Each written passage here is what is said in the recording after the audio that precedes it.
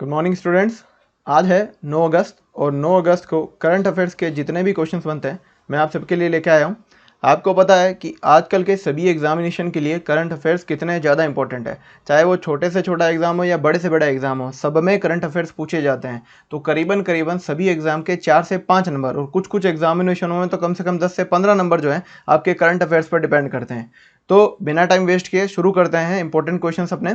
तो पहला क्वेश्चन है, हाल ही में किसे सीआरपीएफ का नया महानिरीक्षक नियुक्त किया गया है। CRPF central reserve police force का नया महानिरीक्षक, महानिदेशक नहीं बोल रहा हूं मैं, महानिरीक्षक बोल रहा हूं, किसे नियुक्त किया गया है? वो नियुक्त किया गया है पीएस रानीपसे को। पीएस रानीपसे जो हैं 1995 बैच के ओडिशा कैडर के आईपीएस अधिकारी हैं।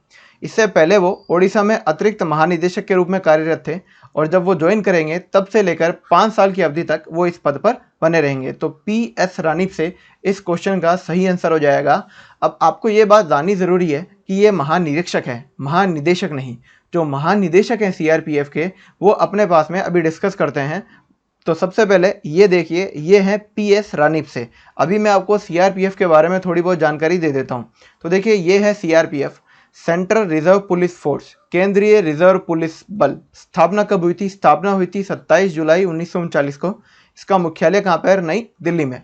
इसका आदर्श वाक्य क्या है? आदर्श वाक्य है सर्विस एंड लॉयल्टी, यानी सेवा और निष्ठा। कभी कभी आपसे इस तरह के छोटे छोटे आदर्श वाक्य पूछे जा सकते हैं एग्जामिनेशन में कि सीआरपीएफ का आदर्श वाक्य क्या है, तो वो है सेवा और निष्ठा, सर्विस एंड लॉयल्टी। अच्छा, महानिदेशक जो है आपके पास में वो है doctor Anand Prakash Maheshwari. Doctor Anand Prakash Maheshwari CRPF के महानिदेशक है। और वो जो अभी मैंने आपको बताया सीआरपीएफ के महानिरीक्षक है रानीपसे। तो महानिरीक्षक और महानिदेशक में अंतर समझिए। महानिदेशक इनका सुप्रीम होता है और महानिरीक्षक इनके नीचे काम करते हैं। तो महानिदेशक जो है वो है डॉक्टर आनंद प्रकाश महेश्वरी। अच्छा, अभी हाल ही में अपन ने रो की बात की थी, तो रो के जो महानिदेशक हैं, रो के डायरेक्टर हैं, वो कौन है? वो है सामंत गोयल। आप याद रखेंगे इस चीज़ के लिए। रो क्या है? रिसर्च एनालिसिस विंग, हमारे भारत की खुफिया एजेंसी। और इसके डायरेक्टर यानी जो निदेशक हैं वो कौन है? सामंत गोयल। और सीआरपीएफ के कौन है? डॉक्टर आनंद प्रकाश महेश्वरी। आगे चलते हैं। आईसीसी इन T20 पुरुष विश्व कप 2021 की मेजबानी की जिम्मेदारी किस देश को मिली है? तो T20 पुरुष विश्व कप 2021, ध्यान रख लेना 2021 की बात कर रहा हूं, उसकी मेजबानी मिलेगी अपने भारत को। वो भारत देश को मिली है पुरुष विश्व कप 2021 की मेजबानी। तो 2021 आईसीसी T20 पुरुष विश्व कप भारत में खेला जाएगा। और ये भी याद रखेंगे जो 2022 का विश्व कप होगा वो ऑस्ट्रेलिया में आयोजित किया जाएगा। देखो, फिलहाल अभी का जो विश्व कप था 2020 में होने वाला, वो होना तो ऑस्ट्रेलिया में ही चाहिए था, लेकिन कोविड के कारण ये सब चीज़ें क्या होंगी? टल गई। तो अब जो होगा 2021 का जो होगा वो तो होगा भारत में, और जो सीधा 2022 का होगा वो होगा ऑस्ट्रेलिया में। इसी तरह से तो आईसीसी ने क्या किया, जो महिला विश्व कप होना था 2021 उसको तो कर दिया स्थगित। ठीक है, अब साल 2022 में होगा फरवरी मार्च में, और न्यूजीलैंड में कराने का फैसला लिया है। तो यहाँ से 3 इंपॉर्टेंट करंट के क्वेश्चन बन जाते हैं। पहला क्वेश्चन है कि 2021 में आईसीसी T20 पुरुष विश्व कप किस में, कहाँ पर आयोजित होगा? तो आंसर क्या दोगे आप? भारत। अच्छा, आईसीसी T20 पुरुष विश्व कप 2022 का आयोजित होगा, तो आंसर क्या आएगा? ऑस्ट्रेलिया। और आईसीसी T20 2022 महिला विश्व कप का आयोजित होगा, वो होगा न्यूजीलैंड में। तो ये बहुत इंपॉर्टेंट क्वेश्चन है, इसे 3 करंट अफेयर्स के क्वेश्चन बनते हैं, तो ध्यान रखेंगे अपने। आगे चलते हैं। ये देखिए, आईसीसी ने ट्विटर अकाउंट पर ये पिक्चर पोस्ट की थी कि इंडिया 2021 और Australia 2022 ICC men's T20 world cup. तो आईसीसी के बारे में बात कर लेते हैं। आईसीसी होती है अपने पास में इंटरनेशनल क्रिकेट काउंसिल, अंतर्राष्ट्रीय क्रिकेट परिषद। मुख्यालय कहाँ है आईसीसी का? वो है दुबई में। स्थापना कब हुई थी? स्थापना हुई थी 15 जून 1909 को। आईसीसी के सीईओ हैं मनु सानी और चेयरमैन हैं इमरान ख्वाजा। और आईसीसी का मोटो, जैसे वो कहता है ना कि आदर्श वाक्य क्या है, वो है क्रिकेट फॉर गुड, हमेशा के लिए क्रिकेट। क्रिकेट फॉर गुड का मतलब होता है हमेशा के लिए क्रिकेट। तो आईसीसी के बारे में इतनी से बातें ध्यान रखेंगे। स्पेसिफिकली इसका मुख्यालय जो है दुबई में। इसके अलावा सीईओ है मनु सानी और चेयरमैन है इमरान ख्वाजा। आगे चलते हैं। महाराष्ट्र सरकार ने ऑनलाइन कक्षाएं शुरू करने के लिए किस कंपनी के साथ समझौता किया है? तो महाराष्ट्र सरकार ने फिलहाल गूगल के साथ समझौता किया है। और किस लिए किया है? ऑनलाइन कक्षाएं शुरू करने के लिए। तो महाराष्ट्र सरकार ने राज्य में छात्रों को ऑनलाइन शिक्षा प्रदान करने के लिए गूगल के साथ समझौता किया है। और ये बात, ये जो दूसरा नंबर पॉइंट है वो बहुत ज़्यादा इंपॉर्टेंट है, क्योंकि पूरे देश में इस तरह की परियोजना शुरू करने वाला महाराष्ट्र पहला राज्य बन गया है। तो इस वजह से ये क्वेश्चन बहुत ज़्यादा इंपॉर्टेंट हो जाता है। वो ऐसे भी पूछ सकता है कि पूरे देश में ऑनलाइन कक्षाएं शुरू करने के लिए गूगल के साथ समझौता किसने किया है, तो वो महाराष्ट्र सरकार ने किया है। और सबसे पहला राज्य भी यही है जिसने गूगल के साथ समझौता किया है इस तरह की ऑनलाइन क्लासें लगाने के लिए।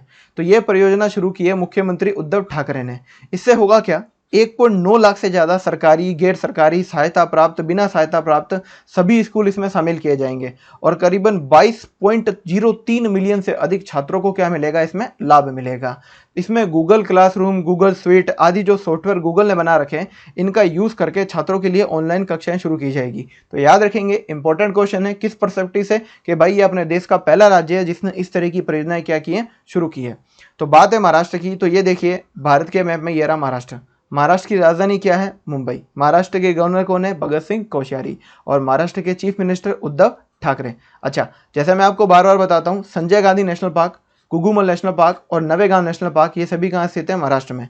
इसके अलावा महाराष्ट्र ऐसा पहला राज्य है जिसने अपने नागरिकों के लिए फ्री में स्वास्थ्य बीमा योजना शुरू कर रखी है। फ्री में स्वास्थ्य बीमा योजना अपने नागरिकों के लिए वो महाराष्ट्र ने शुरू कर रखी है। और जैसा मैं बताता हूँ कि महाराष्ट्र में एक झील भी फेमस है, लोनार झील। क्यों फेमस है, क्योंकि इसका पानी क्या हो गया था, पिंक कलर का हो गया था, गुलाबी कलर का हो चुका था इसका पानी। तो ऐसे भी आ सकता है कि हाल ही में लोनार झील जिसका कलर गुलाबी हो चुका है, वो किस राज्य में स्थित है, तो आपका आंसर क्या होगा, महाराष्ट्र। तो इतनी बातें अपने महाराष्ट्र के लिए याद रखेंगे। आगे चलते हैं।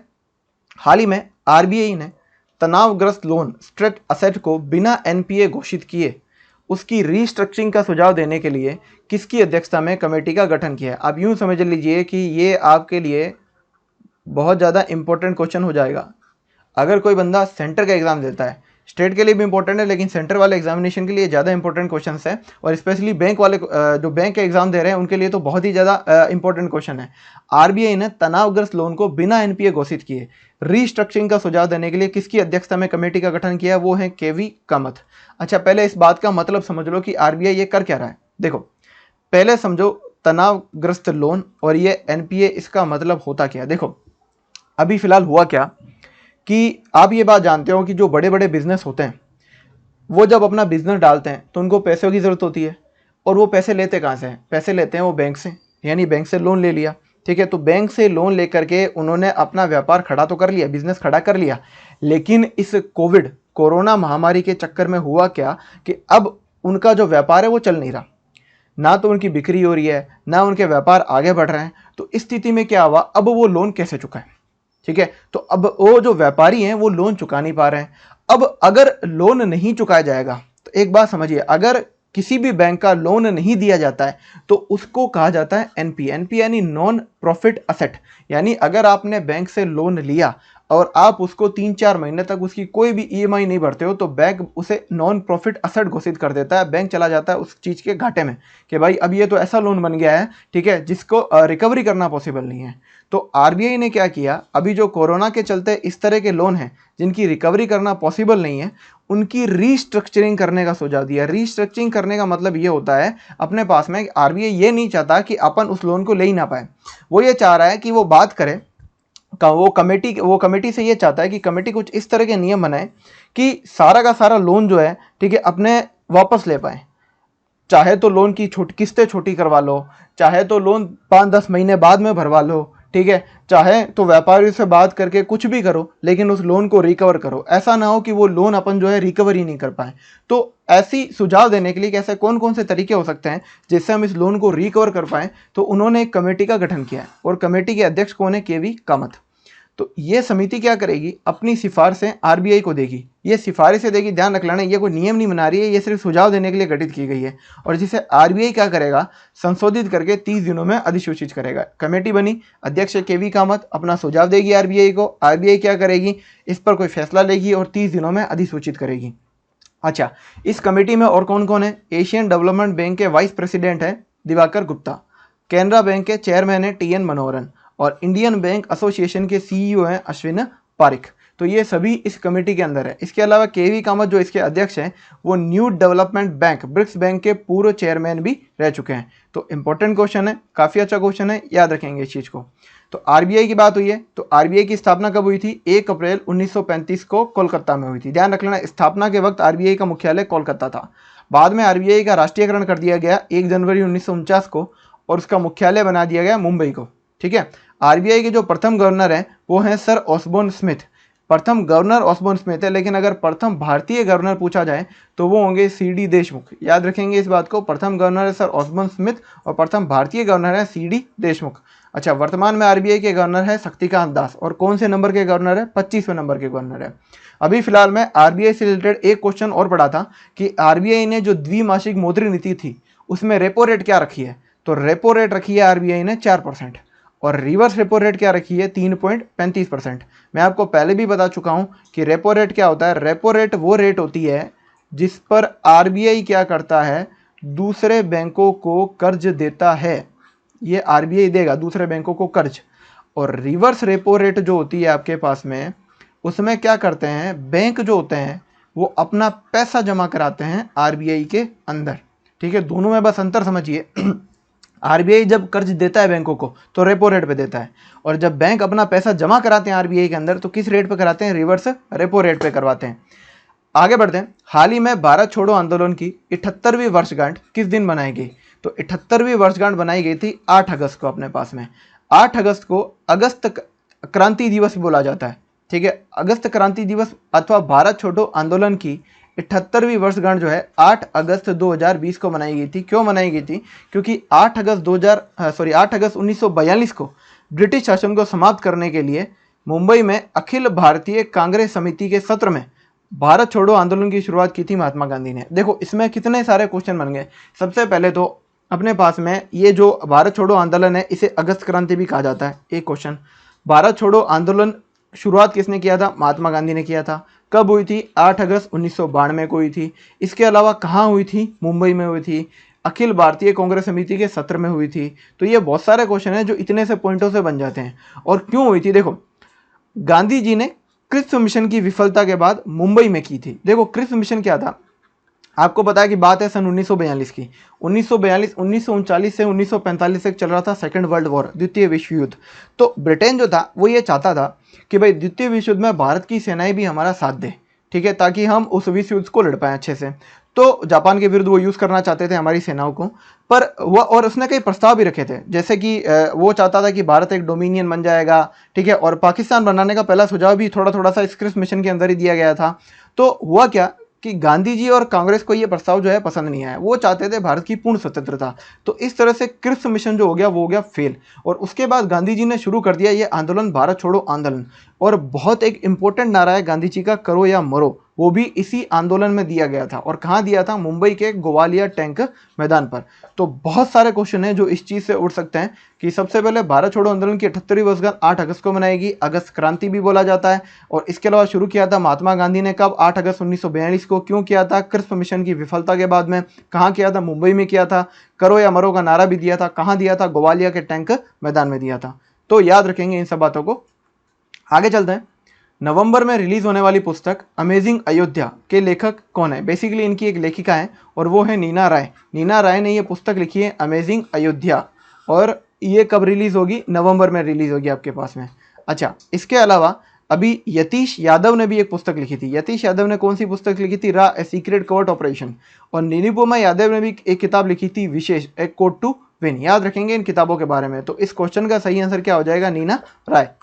तो ये पुस्तक जो है आपके पास में, ये अयोध्या के बारे में प्रामाणिक जानकारी प्रदान करेगी, जो ना केवल प्राचीन हिंदुओं के जीवन और समय को समझने में मददगार होगी, बल्कि श्री राम और माता सीता के बारे में भी जानकारी देगी। और इस पुस्तक का प्रकाशन किया है हाउस ब्लूम्सबरी द्वारा। ये है नीना राय और ये इनकी किताब है अमेजिंग अयोध्या। हाल ही में यूनेस्को ने किस राज्य के गाँवों को सुनामी तैयार की मान्यता दी है? तो हाल ही में यूनेस्को ने उड़ीसा, ये जो उड़ीसा है, इसके गांवों को सुनामी तैयार की मान्यता दी है। अच्छा, ये सुनामी तैयार होता क्या है? तो हुआ क्या कि उड़ीसा के दो तटीय गांव मतलब जो पानी के पास में रहते हैं आपके पास में, उन्होंने क्या कर लिया, अपने आप को आपदा का सामना करने के लिए सारी तैयारी कर ली। मतलब किसी भी तरह की कोई आपदा आ जाए, चाहे सुनामी क्यों ना आ जाए, हम उसको निपटने के लिए सक्षम है। तो उन दो गांवों ने इतनी गजब की तैयारी कर ली कि यूनेस्को ने उन्हें सुनामी तैयार का दर्जा दे दिया। तो ओडिशा देश का पहला ऐसा राज्य बन गया है जिसके पास इस तरह के गांव हैं, और किसी के पास में इस तरह के गांव नहीं है जो सुनामी तैयार का जिनको दर्जा मिला हुआ हो। और भारत जो है, हिंद महासागर का क्षेत्र, आपको पता है भारत के नीचे का जो सारा क्षेत्र है वो हिंद महासागर का क्षेत्र कहलाता है। तो हिंद महासागर के क्षेत्र में काफ़ी राज्य और भी आते हैं, जैसे मालदीव भी वहाँ पड़ता है, श्रीलंका भी वहाँ पड़ता है। तो हिंद महासागर क्षेत्र में सम्मान हासिल करने वाला पहला देश जो बन गया वो अपना भारत बन गया है। तो याद रखेंगे, उड़ीसा के 2 गाँव हैं ऐसे जिनको सुनामी तैयार का दर्जा मिला है। और इसके अलावा अपना देश जो भारत है, हिंद महासागर क्षेत्र में सम्मान हासिल करने वाला पहला ऐसा देश है। और वो 2 गांव कौन से हैं? एक तो है गंजम जिले का वेंकटापुर, और दूसरा है जगत सिंहपुर जिले का नोलिया शाही। तो गंजम जिले का वेंकटापुर और जगत सिंहपुर जिले के नोलिया शाही, ये 2 गांव है उड़ीसा के जिन्हें सुनामी तैयार होने की मान्यता दे दी है किसने? यूनेस्को ने। अच्छा, बात उड़ीसा की है तो ये रहा मैप में उड़ीसा। उड़ीसा की कैपिटल है भुवनेश्वर, गवर्नर है गणेशी लाल, चीफ मिनिस्टर नवीन पटनायक। इसके अलावा एक डांस फॉर्म उड़ती है ओडिसी। ओडिसी नृत्य कहाँ से संबंधित है? उड़ीसा से संबंधित है। अच्छा, उड़ीसा में हाल ही में व्हीलर द्वीप, मैं बार बार बताता हूँ आपको, व्हीलर द्वीप का नाम बदल करके एपीजे अब्दुल कलाम द्वीप रख दिया गया है। तो आपसे ये पूछा जा सकता है व्हीलर द्वीप कहाँ स्थित है। इसके अलावा ये भी पूछा जा सकता है एपीजे अब्दुल कलाम द्वीप कहाँ स्थित है, या फिर व्हीलर द्वीप का नाम किसमें बदल दिया है? एपीजे अब्दुल कलाम नाम कर दिया गया व्हीलर द्वीप का। और एक रज पर्व होता है उड़ीसा में, एक पर्व मनाया जाता है रज पर्व, वो भी काफ़ी इंपॉर्टेंट है। काफ़ी एग्जामिनेशन में आता है कि रज पर्व कहाँ मनाया जाता है, वो उड़ीसा में मनाया जाता है। इसके अलावा उड़ीसा की वो पुरी की जगन्नाथपुरी की यात्रा, आपको पता है रथ यात्रा काफ़ी फेमस है उड़ीसा की। और उड़ीसा का पुराना नाम है कलिंग। कलिंग जो राज्य था वो इसी जगह था आपके पास में, तो उड़ीसा का पुराना नाम है कलिंग। इसके अलावा उड़ीसा में एक दिवस मनाया जाता है उत्कल दिवस। आपको पता है आपके जनगण में एक वर्ड आता है उत्कल, तो उत्कल उड़ीसा से संबंधित है। उत्कल दिवस मनाया जाता है 1 अप्रैल को। और Simlipal national park, Satkosia national park, ये दोनों के दोनों उड़ीसा में स्थित है। और हाल ही में PETA, people for ethical treatment of animals, ठीक है, ये जानवरों के लिए काम करने वाली संस्था है पेटा, उसने उड़ीसा के जो मुख्यमंत्री है नवीन पटनायक, उसको एक अवार्ड दिया है, हीरो टू एनिमल अवार्ड। क्यों दिया है? क्योंकि लॉकडाउन में नवीन पटनायक ने जानवरों के लिए भी फंड रिलीज़ किया था कि वो भूखे ना मर जाए, जानवर भूखे ना मर जाए, इसके लिए भी उन्होंने फंड रिलीज़ किया था। इसलिए hero to animal award PETA ने दिया है किसको? नवीन पटनायक को, जो उड़ीसा के मुख्यमंत्री है। तो इतनी बातें अपन उड़ीसा के लिए ध्यान रखेंगे। मैं आपको हर बार जब भी उड़ीसा की बात आएगी ये सब बातें बार बार रिवाइज कराऊंगा ताकि आपके दिमाग में ये बातें बैठ जाए। अब यूनेस्को की बात कर रहे हैं। देखो यूनेस्को की फुल फॉर्म क्या है? यूनेस्को की फुल फॉर्म है United Nations educational, scientific and cultural organisation. अच्छा, मुख्यालय क्या है इसका? मुख्यालय है पेरिस में। स्थापना कब हुई थी? 16 नवंबर 1945 को। और अध्यक्ष कौन है? Andre Azoulay. तो एक तो आप याद रखोगे यूनेस्को की फुल फॉर्म, इसका मुख्यालय, और अभी इसके अध्यक्ष कौन है? Andre Azoulay. क्योंकि इन चारों में से ये 3 क्वेश्चन जो है वो बहुत बार पूछे जाते हैं। आगे बढ़ते हैं। हाल ही में किस केंद्र शासित प्रदेश ने इलेक्ट्रिक वाहन पॉलिसी का शुभारंभ किया है? केंद्र शासित प्रदेश और इलेक्ट्रिक वाहन पॉलिसी, तो वो शुरू किया है दिल्ली ने अपने पास में। दिल्ली सरकार ने क्या किया है? ठीक है, इलेक्ट्रिक कारें, ठीक है, इलेक्ट्रिक कारों या इलेक्ट्रिक वाहन को बढ़ाने के लिए पॉलिसी शुरू की है। इसमें होगा क्या कि भाई नई कारों, अगर आप इलेक्ट्रिक कारें खरीदते हैं तो आपसे किसी भी तरह का कोई पंजीकरण शुल्क नहीं रहा जाएगा। रोड टैक्स जो लगता है उसको माफ़ कर दिया जाएगा। और अगर ऑटो है, ई रिक्शा और मालवाहक वाहन है तो दिल्ली सरकार 30,000 रुपये, और अगर कार है तो उसके लिए 1.5 लाख रुपए तक की प्रोत्साहन राशि भी प्रदान करेगी इस योजना के अंतर्गत। अच्छा, ये योजना चलाई क्यों की? देखो, आपको पता है कि प्रदूषण की समस्या से पूरा विश्व परेशान है, और अपने भारत में सबसे ज़्यादा प्रदूषित अगर कोई सिटी है तो वो दिल्ली है। तो अब दिल्ली ने प्रदूषण को कम करने के लिए जोर डाला है कि धुआं छोड़ने वाले वाहन कैसे ही करके बंद किए जाए। तो वो इलेक्ट्रिक वाहन की पॉलिसी ला रहा है ताकि हम इलेक्ट्रिक से चलने वाले वाहन जो है उनका यूज़ करना शुरू कर सके। तो इस नीति का जो उद्देश्य है वो 2024 तक 25% इलेक्ट्रिक वाहनों को दिल्ली की सड़कों पर लाना है। और अभी की बात करूं तो 0.29% ही दिल्ली की सड़कों पर इलेक्ट्रिक वाहन है, सिर्फ 0.29%। और हम चाहते हैं कि 25% वाहन जाए वो दिल्ली की सड़कों तक आ जाए 2024 तक। तो इसके लिए ये इलेक्ट्रिक वाहन पॉलिसी का क्या किया गया? शुभारंभ किया गया। तो याद रखेंगे दिल्ली ने किया है। अब बात करते हैं दिल्ली की। दिल्ली आपको पता है कि केंद्र शासित प्रदेश है। इसके अलावा वहाँ पर मंत्री भी चुने जाते हैं। तो वहाँ के जो मुख्यमंत्री है वो चीफ मिनिस्टर अरविंद केजरीवाल है। इसके अलावा वहाँ के जो लेफ्टिनेंट गवर्नर है, जो उपराज्यपाल है, वो अनिल बैजल। हाल ही में भारत ने रूस में आयोजित होने वाले किस युद्धाभ्यास में हिस्सा लेने की घोषणा की है? तो रूस में आयोजित होगा कौन सा युद्धाभ्यास? कावकास 2020। काउकास 2020 जो है वो रूस में आयोजित होगा और भारत ने इसमें अपने पास में हिस्सा लेने की घोषणा कर दी है। तो काउकास 2020 इसे एक नाम से और जाना जाता है, काउकास 2020 भी कहा जाता है। तो कई बार इसको ऐसे पढ़ लिया जाता है, कई बार इसको ऐसे पढ़ लिया जाता है, दोनों एक ही बात है। तो काउकास 2020 रूस में आयोजित होगा और इसमें हिस्सा लेने के लिए काफ़ी देशों को निमंत्रण भेजा गया। सिर्फ भारत ही नहीं, चीन, ईरान, पाकिस्तान, तुर्की, काफ़ी देश हैं जिसका निमंत्रण भेजा गया है और भारत ने इनका निमंत्रण स्वीकार कर लिया है कि वो हिस्सा लेंगे। तो भारतीय दल में 150 सैन्य कर्मी होंगे, साथ ही साथ नौसेना और वायुसेना के कुछ कर्मी भी शामिल होंगे जो इस काउकास 2020 में हिस्सा लेंगे। आगे बढ़ते हैं, रूस की बात करते हैं। तो देखो, ये है भारत के नक्शे में रूप। आपको सबसे पता है कि सबसे ज़्यादा क्षेत्रफल अगर विश्व में किसी कंट्री का है तो वो है रूस का। ठीक है, ये रहा प्यारा भारत और इसके ऊपर इस जगह है रूस। तो रूस की राजधानी क्या है? मॉस्को। रूस की करेंसी, मुद्रा क्या है? Russian rouble. प्रेसिडेंट जो है व्लादिमीर पुतिन और प्राइम मिनिस्टर है मिखाइल मिशूस्तिन। ठीक है, याद रखेंगे रूस के बारे में इतनी इतनी बातें।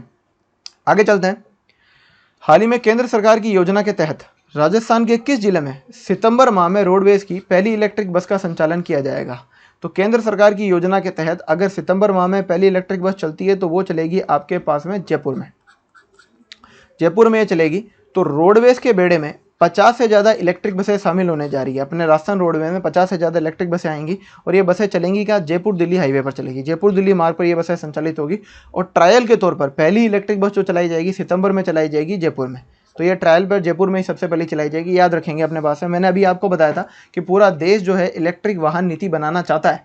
ठीक है, वो चाहता है कि प्रदूषण कम से कम हो। तो 50 इस तरह की बसें राजस्थान रोडवेज में आई हैं और वो चलेंगी जयपुर दिल्ली मार्ग पर। इस तरह की देखो इलेक्ट्रिक बसें इस तरह की दिखती है अपने पास में, ये चलाई जाएगी। और इनके लिए क्या होगा कि जगह जगह इनकी चार्जिंग की सुविधा भी दी जाएगी। अगर ये जयपुर से चलना शुरू होगी तो ये मान के चलिए जयपुर और दिल्ली के बीच में हाईवे में जगह जगह इलेक्ट्रिक प्लाजा स्थापित किए जाएंगे। इलेक्ट्रिक प्लाजा क्या होती है? ये वो जगह होती है जहाँ पर ये बसें अपने आप को चार्ज कर सकती हैं। जैसे जगह जगह पेट्रोल पंप होते हैं बसों में फ्यूल भरने के लिए, वैसे ही जगह जगह इलेक्ट्रिक प्लाजा भी होते हैं। जो पहला देश का जो इलेक्ट्रिक प्लाजा खुला है वो दिल्ली में खुला है अपने लिए। ठीक है, आगे बढ़ते हैं। तो बात राजस्थान की हो रही है। तो ये है मैप में राजस्थान। राजस्थान की राजधानी है जयपुर। राजस्थान के गवर्नर है कलराज मिश्र और राजस्थान के चीफ मिनिस्टर है अशोक गहलोत।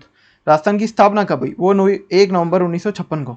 राजस्थान का राजकीय वृक्ष खेजड़ी, राजकीय पुष्प रोहिड़ा, राजकीय पक्षी गोडावण, राजकीय पशु चिंकारा। तो ये बातें आपको राजस्थान के लिए याद रखनी बहुत ज़्यादा जरूरी है। अच्छा, राजस्थान में सरिस्का टाइगर रिजर्व भी है और केला दे गना पक्षी अभयारण्य भी है। ठीक है, तो ये बातें अपन राजस्थान के बारे में याद रखेंगे। आगे, हाल ही में पद्मश्री से सम्मानित राजस्थान के किस प्रसिद्ध इतिहासकार का निधन हो गया? ठीक है, तो पद्मश्री पुरस्कार मिला हुआ है, वो है मुकुंद लाट। मुकुंद लाट जो है राजस्थान के प्रसिद्ध इतिहासकार हैं जिनका हाल ही में निधन हो गया था। 83 वर्ष की उम्र में उन्होंने जयपुर स्थित आवास में अंतिम श्वास ली। ये राजस्थान विश्वविद्यालय में इन्होंने इतिहास विभाग में बतौर प्रोफेसर काफ़ी लंबे समय तक अपनी सेवाएं भी दी है और कला और संस्कृति में उनके योगदान के लिए वर्ष 2010 में उन्हें पद्मश्री से सम्मानित किया गया। तो अच्छा क्वेश्चन है कि पद्मश्री से सम्मानित राजस्थान के प्रसिद्ध जो इतिहासकार हैं वो है मुकुंद लाट, जिनका अभी हाल ही में क्या हो गया? निधन हो गया। यह है मुकुंद लाट। आगे चलते हैं। राष्ट्रीय और राज्य विधिक सेवा प्राधिकरण के तहत ऑनलाइन लोक अदालत का आयोजन करने वाला पहला राज्य कौन होगा? ऑनलाइन लोक अदालत आयोजित करने वाला पहला राज्य होगा अपना राजस्थान। ठीक है, तो राष्ट्रीय और राज्य विधिक सेवा प्राधिकरण के निर्देशानुसार 22 अगस्त 2020 को ऑनलाइन लोक अदालतों का आयोजन किया जाएगा। अब ये क्यों किया जाएगा उसको देखो, आपको पता है कि अभी जो है अदालतें या जो कोर्ट है उनके सेशन लगाने अभी संभव नहीं है कोरोना महामारी की वजह से, क्योंकि इससे वायरस फैलने के ज़्यादा चांसेस रहते हैं। तो हुआ क्या कि भाई इन्होंने राजकीय और राष्ट्रीय और राज्य के जो विधिक सेवा प्राधिकरण है उन्होंने निर्देश दिया कि आप ऑनलाइन लोक अदालत सेवा करो। तो ऑनलाइन लोक सेवा अदालत जो सबसे पहले शुरू होगी वो अपने राजस्थान में शुरू होगी। तो सबसे पहले हम ट्रायल के रूप में राजस्थान में इसको मंजूरी दी गई है। देखो, ये पायलट प्रोजेक्ट का मतलब होता है कि सबसे पहले ऑनलाइन लोक अदालतें हम कहाँ लगाएंगे? राजस्थान में लगाएंगे। और अगर इस तरह की चीज़ें सक्सेस हो जाती है तो भारत के और भी राज्यों में इस तरह की ऑनलाइन लोक अदालतें लगाने के बारे में विचार किया जाएगा। तो और इसमें क्या होगा? पहली बार पक्षकारों के डिजिटल हस्ताक्षर करवाए जाएंगे। मतलब जो दोनों पक्ष होते हैं अपने पास में किसी भी वाद के, ठीक है, तो इनके इस बार डिजिटल हस्ताक्षर लिए जाएंगे क्योंकि वो स्वतः उपस्थित तो होंगे नहीं। ठीक है, तो हो सकता है कि उनके डिजिटल लिए जाएंगे अपने पास में हस्ताक्षर टैबलेट के थ्रू या फिर अंगूठे का निशान भी लिया जा सकता है। तो ओवरऑल जो भी इन अदालतों में काम होगा वो सारा का सारा डिजिटल होगा। तो याद रखेंगे ऑनलाइन लोक अदालतें लगाने वाला पहला राज्य कौन है? अपना राजस्थान। आगे चलते हैं। हाल ही में संयुक्त राष्ट्र परिषद में भारत का प्रतिनिधित्व करने के लिए केंद्र सरकार ने राजेश परियार को नियुक्त किया है। इनका संबंध किस जिले से है? तो तो राजेश परियार जो हैं वो IFS अधिकारी हैं इंडियन फॉरेस्ट सर्विस के। इनका संबंध है हमारे जोधपुर जिले से, राजस्थान के। तो संयुक्त राष्ट्र परिषद में सामान्य मुद्दों पर भारत की बात रखने और प्रतिनिधित्व करने के लिए केंद्र सरकार ने जोधपुर के राजेश परियार को नियुक्त किया है। राजेश परियार फिलहाल चीन में भारत के दूतावास में प्रथम सचिव पद पर कार्यरत है और ये अक्टूबर में न्यूयॉर्क जाएंगे। न्यूयॉर्क क्यों जाएंगे? क्योंकि ये जो भारत की अंतर्राष्ट्रीय ये संयुक्त राष्ट्र सुरक्षा परिषद है वो अपने पास में न्यूयॉर्क में स्थित है। इसका जो मुख्यालय है सुरक्षा परिषद का, UN की सिक्योरिटी काउंसिल का, उसका मुख्यालय कहाँ है? न्यूयॉर्क में। अच्छा, जब बात अपने पास में UNSC की हुई है, UNSC का मतलब यही होता है आपके पास में संयुक्त राष्ट्र सुरक्षा परिषद, यूनाइटेड नेशनल सिक्योरिटी काउंसिल। इसका काम क्या है? इसका काम है कि भाई पूरे अपने पास में विश्व में सुरक्षा और शांति कायम रखने के लिए। इसके आप याद रखेंगे 15 इसमें सदस्य होते हैं। कई बार ये क्वेश्चन बन जाता है। 15 सदस्य होते हैं जिसमें 5 तो होते हैं स्थायी और बाकी के जो 10 होते हैं वो होते हैं अस्थायी सदस्य। तो 5 जो स्थायी है इसमें आपके पास में रूस, ब्रिटेन, USA, फ्रांस और चीन, ये जो है आपके पास में 5 स्थायी सदस्य हैं UNSC के। तो याद रखेंगे अपने UNSC के 15 सदस्य हैं जिसमें से 5 स्थायी और 10 हैं अस्थायी। तो 5 स्थायी सदस्य कौन से हुए अपने पास में? रूस, ब्रिटेन, USA, फ्रांस और चीन। और 10 अस्थायी सदस्य हैं जिसमें से अभी 2021-22 के लिए भारत को भी इसका अस्थायी सदस्य बनाया गया और इसीलिए जो राजेश परियार हैं वो जा रहे हैं न्यूयॉर्क में अपने भारत का प्रतिनिधित्व करने के लिए। आगे चलते हैं। हाल ही में किस राज्य सरकार ने औद्योगिक नीति की घोषणा की है? तो अभी गुजरात की राज्य सरकार ने औद्योगिक नीति की घोषणा की है। ये देखो, बिजनेस डेवलपमेंट और इंडस्ट्री एक्टिविटी के विस्तार के लिए सरकार ने 8,000 करोड़ रुपए का प्रावधान रखा है और चीन से निकलकर गुजरात में बिजनेस लगाने वाली कंपनियों को भी इनमें विशेष छूट दी जाएगी। देखो होता क्या है, अभी ये जो नई औद्योगिक नीति जारी की है अपने पास में गुजरात सरकार ने, आपको पता है कि अभी कोरोना महामारी के दौर में, ठीक है, काफ़ी जो है बिजनेस ठप पड़ चुके हैं, तो काफ़ी लोगों के रोजगार भी छिन चुके हैं। तो इस औद्योगिक नीति में क्या सोचा गया कि देखो अभी चल रहे हैं इंडिया और चीन के बीच में टेंशंस, काफ़ी ज़्यादा विवाद चल रहा है भारत और चीन के बीच में। तो कई कंपनियां जो हैं चीन से अपना बिजनेस शिफ्ट कर रही है। तो अगर वो चीन से बिजनेस शिफ्ट कर करके गुजरात में लगाती हैं तो गुजरात सरकार उनको सस्ती दरों पर ज़मीन दिलवाएगी। इसके अलावा उनके व्यापार में जितनी भी मदद हो सकेगी वो गुजरात सरकार करेगी, क्योंकि गुजरात सरकार का भी इसमें एक मोटो, एक उद्देश्य ये है कि गुजरात के जो मजदूर हैं उनको फिर ज़्यादा से ज़्यादा काम मिलेगा, वहाँ के लोगों को रोजगार मिलेगा। तो इसके लिए ये नई औद्योगिक नीति लाई गई है गुजरात की सरकार द्वारा। तो इस क्वेश्चन का सही आंसर हो जाएगा अपने पास में गुजरात। आगे बढ़ते हैं, गुजरात के बारे में बात करते हैं। यह है गुजरात, इसकी कैपिटल है गांधीनगर, गवर्नर है आचार्य देवव्रत और चीफ मिनिस्टर है विजय रूपाणी। डांस फॉर्म क्या है गुजरात की? वो है गरबा। इसके अलावा गुजरात जो है सोलर रूफटॉप इंस्टॉलेशन में सबसे पहला राज्य बन चुका है। सोलर रूफटॉप, आपको पता है कि छतों पर जो सोलर पैनल लगाए जाते हैं उसमें नंबर 1 का अगर कोई राज्य है तो वो है गुजरात। अगर आपसे पूछा जाए कि नंबर 1 राज्य बताओ सोलर रूफटॉप इंस्टॉलेशन में, कि रूफटॉप जो लगाए गए हैं, सोलर पैनल जो लगाए हैं, वो सबसे ज़्यादा किस राज्य ने लगवाए हैं, तो वो लगाए गुजरात ने। अच्छा, गुजरात की पुलिस ऐसी पहली पुलिस है जिसके पास में टेजर गन है। अच्छा, अब ये टेजर गन क्या होती है इस वीडियो से समझ लीजिए। ये देखिए, तो आई होप आपको ये बात समझ में आई होगी कि टेजर गन क्या है। टेजर गन क्या देती है कि इस तरह के 2 तार होते हैं और उससे व्यक्ति को करंट लगता है। इसमें गोली नहीं लगती, इसमें लगता है करंट। तो ऐसी बंदूकें मिली हैं हमारे गुजरात सरकार को। आगे चलते हैं। एक कप्तान के तौर पर अंतर्राष्ट्रीय क्रिकेट में सबसे ज़्यादा छक्के लगाने वाले बल्लेबाज कौन बन चुके हैं? तो कप्तान के तौर पर इंटरनेशनल क्रिकेट में सबसे ज़्यादा छक्के लगाने वाले बल्लेबाज बन चुके हैं इयोन मॉर्गन। इयोन मॉर्गन जो है वो इंग्लैंड टीम के कैप्टन है और बतौर कैप्टन इन्होंने इंटरनेशनल क्रिकेट में 212 छक्के लगाए हैं 163 मैचों में। और इन्होंने रिकॉर्ड तोड़ दिया MS धोनी का, जिन्होंने 332 मैचों में 211 छक्के लगवाए थे। तो ये हैं देखो इयोन मॉर्गन, और इन्होंने रिकॉर्ड तोड़ दिया MS धोनी का। ये बन गए अंतर्राष्ट्रीय क्रिकेट में बतौर कप्तान सबसे ज़्यादा छक्के लगाने वाले बल्लेबाज। तो बात कर लेते हैं कल के सवाल की। कल का सवाल मैंने आपसे पूछा था किस राज्य में देश का पहला हिम तेंदुआ संरक्षण केंद्र बनाया गया है? तो वो बनाया गया था उत्तराखंड के उत्तरकाशी में। तो और ये इंपॉर्टेंट क्यों है? क्योंकि ये देश का पहला हिम तेंदुआ संरक्षण केंद्र है। ठीक है, तो काफ़ी बच्चों ने इसका जवाब दिया, उनको बहुत बहुत बधाई। और इसी तरह से आप जवाब देते रहिए, क्योंकि आप ज़्यादा लिखेंगे तो आपको बातें ज़्यादा याद रहेंगी। आगे चलते हैं आज के सवाल की तरफ।